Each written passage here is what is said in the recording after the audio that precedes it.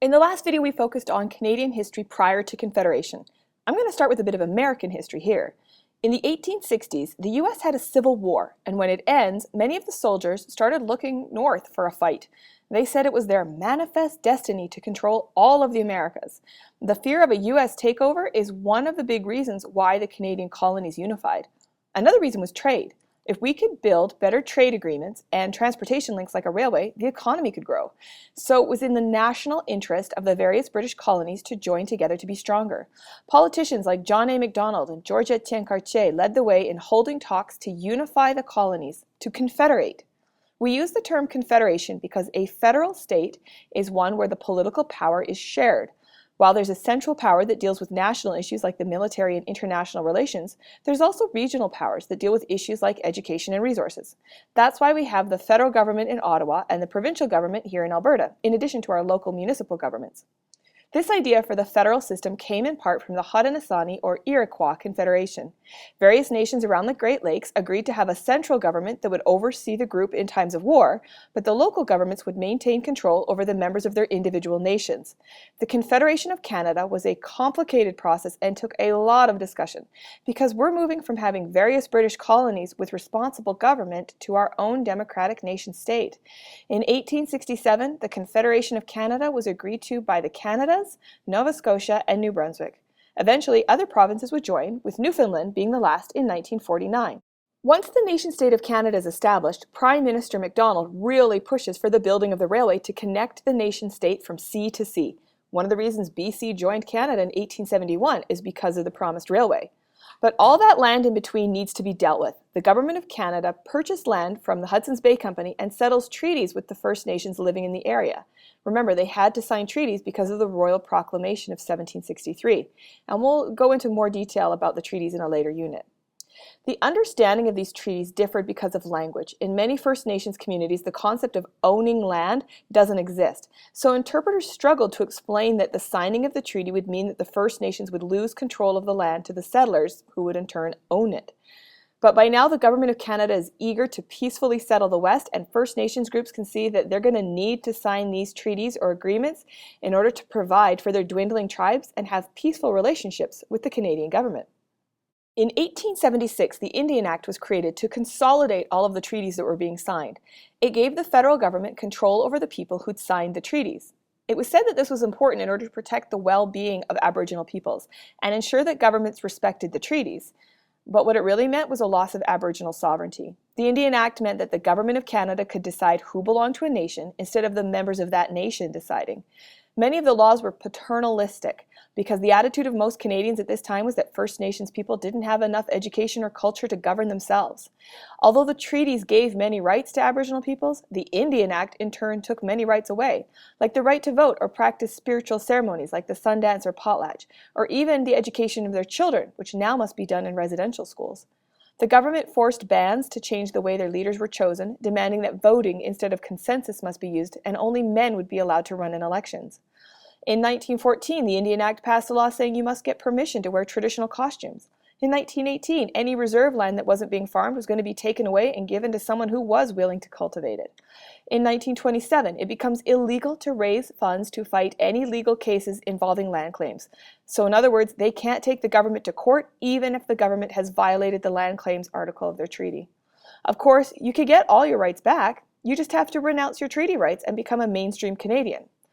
That's because the government wanted to assimilate the First Nations people. In addition, early on in our history, an aggressive settlement program was put into place to get people farming the land on the prairies. In the late 19th century, Clifford Sifton was put in charge of immigration in order to attract more people to the prairies. He was very successful by printing posters that promised beautiful farmland for dirt cheap prices.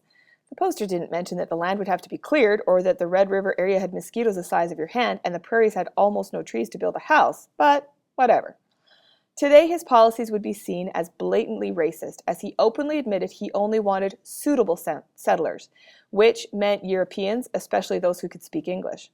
He eventually started to see the benefit of having Eastern Europeans coming to settle the regions, such as the Ukrainians, because they knew a similar climate. But the idea of encouraging settlers from Africa or Southeast Asia was not considered. First Nation groups were concerned by this rapid increase of settlement because it threatened their lands. On the west coast, immigrants from China were brought in to help build the railway, especially through the treacherous mountains. Of course, once the railway was done, the government no longer wanted the Chinese people here and encouraged them to go home. For those who chose to stay, the government made it very difficult for them to bring their family to Canada by imposing something we call the head tax. It was a tax only on Chinese immigrants that kept increasing until it became the equivalent of 2 years' wages for them to immigrate to Canada. So while the building of the railway is celebrated as an amazing part of the establishment of Canada, we have to remember that various immigrant and Aboriginal groups might have a different perspective on it. Here's a case study that can help you to understand. When the Government of Canada authorized the settlement of the Red River region, they kind of forgot to ask the people already living there if that was okay, the Métis. While the Royal Proclamation of 1763 stated that First Nations peoples must be treated as a sovereign nation, Métis were not First Nations, so they didn't have that protection. Under the leadership of Louis Riel, the Métis people began to resist the settlement of their homeland, and they created their own government. But when this illegal government of Riel arrests and executes a settler, the real Canadian government uses the newly built railway to speed the Northwest Mounted Police to the region and end the rebellion. And the citizens of Ontario and Quebec end up taking sides on this issue. The Quebecois see this as just another example of how the government doesn't respect the rights of minority groups, while the citizens of Ontario supported the government in their efforts to protect law and order in Canada.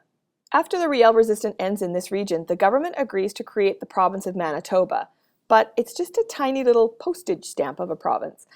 It's important, though, because the government agreed to protect the rights of the Métis. One promise made was to provide education in French Catholic schools. But in 1890, the government of Manitoba feels that this separate school system is too expensive to maintain and closes them.